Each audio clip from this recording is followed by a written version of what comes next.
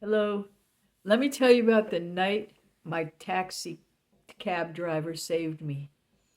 I was living in Costa Rica, and the first the first time that I had to go back to the United States to return, um, my taxi driver did not show up. So I was lugging my 50-pound suitcase through the streets at 3 o'clock in the morning to the bus station, and a bunch of taxis passed me by, and I waved them down, and nobody stopped for me. So that's when I realized I really needed to find a good driver. So I started checking out all the drivers that picked me up at different places to see if they would be a really good driver that I could rely on. I needed a ride or die driver. So I found this one driver that was driving me to my church, and he was really polite and friendly and nice and happy all the time, and he also spoke a lot of English. And so I started thinking, wow, this guy might be a good one. And then one time I left my umbrella in his taxi by accident, and he returned it to me. So then I was like, aha, there's another good point. Okay, great. And then other little things that happened along the way. I noticed he was always on time, and he was, very courteous, and he always gave me the right change and everything. So I started thinking, okay, this guy is going to be the guy that I'm going to depend on if I need somebody.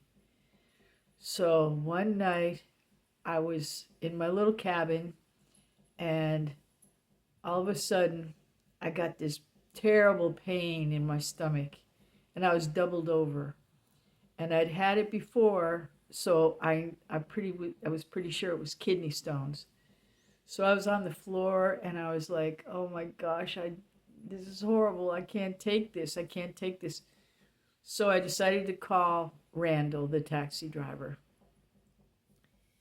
So I told him I needed to go to the hospital.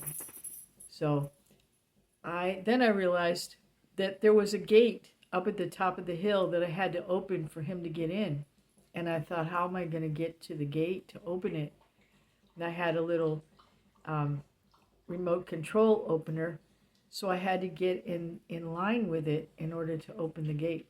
So I practically crawled out of my house and onto the driveway and started going up the driveway as best I could. I was on the ground, and I couldn't go any further. I opened the gate, and then I just laid there until he got there.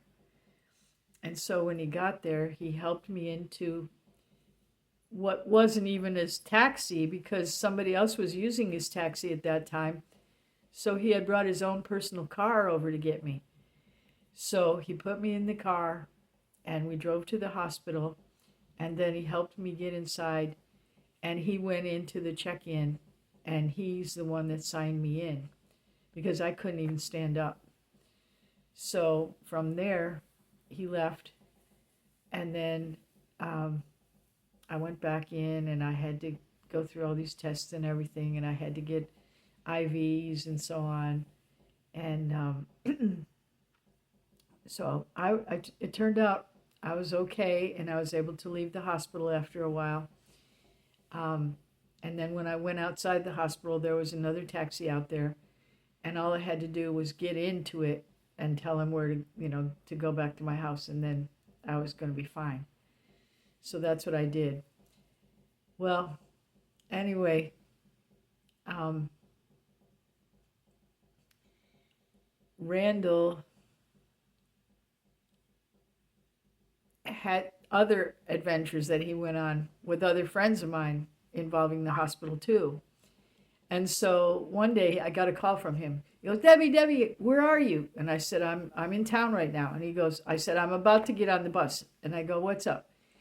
And he said, okay, your friend Barbara fainted on the bus, and they called me to come and get her.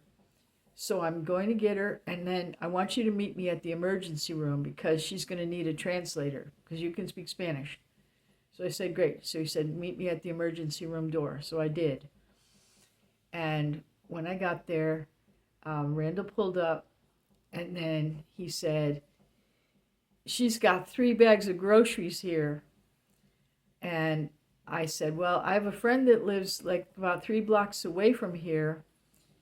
And after I translate real quick to get her admitted, then um, can we take the groceries over to my friend's house? And he said, sure, I'll wait for you. So I went in, I got her all settled, and then I told her I'd be back in a few minutes. So then we went over and took the groceries over and put them in this lady's refrigerator. And then Randall told me to call him when she was ready to go back home. So later on, when she was all finished, she got all bandaged up and everything, and she was ready to go. And I called him again, and he came over, and he went over with her to pick up the groceries. And then he drove her home for free, and it was a really long, it was like a 45-minute trip to get home, and he did it all for free. So that was really, really nice of him. And then I became really good friends with Randall over the years. And then his daughter and his niece also became English students of mine. And I taught them at Randall's house. So while I was there, I also met his wife and his little son. And whenever I'd go over there, his wife would give me food to eat and stuff to take home and just all kinds of nice things. And so I taught them for several years. And then another cousin of theirs also came sometimes. And then I had his daughters come over to my house for a painting class, and they came over. And another time they came and made chocolate chip cookies over there. And so I became really good friends with Randall's whole family. And another time he was going to the airport, and I was also needing to go to the airport, but I was going to take the bus because the bus was only like $2, and Randall was like $40 or $45. So I was thinking, well, I'm going to take the bus because I can't really afford to go in the taxi if I don't need to.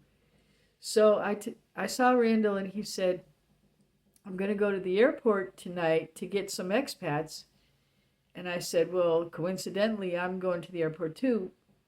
I'm getting a plane in the morning, and I'm just going to go there like on the late bus, and then I'm just going to stay there until my plane comes early in the morning.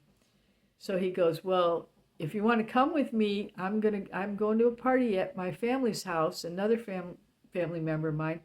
You can come along, you know everybody there, and then I'll take you to the airport for free. And I said, okay, great. So I went to the party with everybody and had a great time, and then he took me to the airport, and the people that he was picking up were friends of mine too, so that was really fun.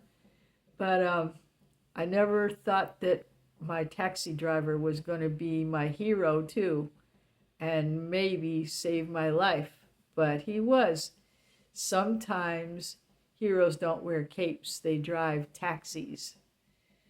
I want to know who is your ride or die that you have, that you can always count on. Who is the person that you can always count on? Please put them in the comments, and please like and subscribe to this channel. Thank you so much for coming. Bye-bye.